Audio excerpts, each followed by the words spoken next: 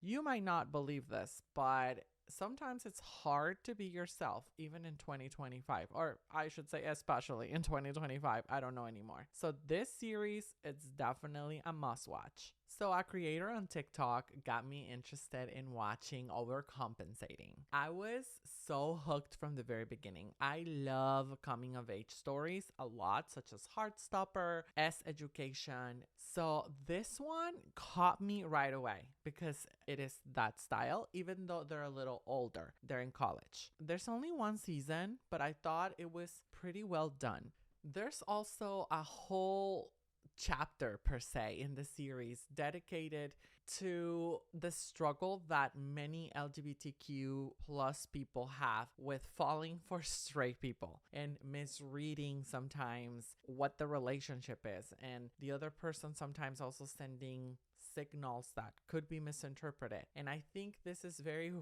very greatly shown in this series, which I think is fantastic and it's very enjoyable and it just gives it so much more depth.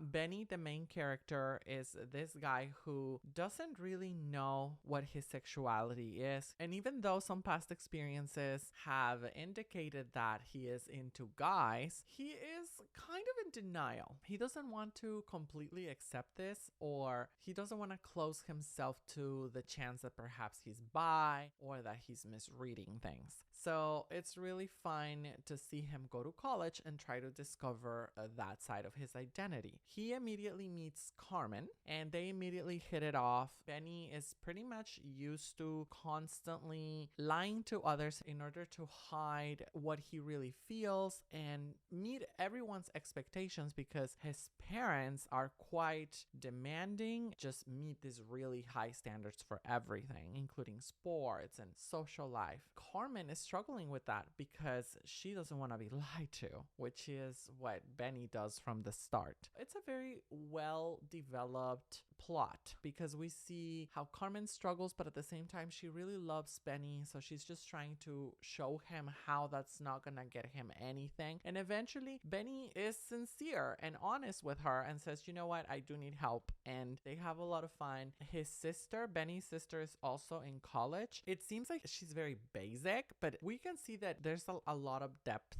to her. And along with her boyfriend, they start this really weird dynamic trying to bro Benny up. It's a very cool satirical way to expose American culture at universities. And that's why even in 2025, people can struggle sometimes to be themselves because of the pressure they feel around them. And hopefully they'll come up with the second season soon.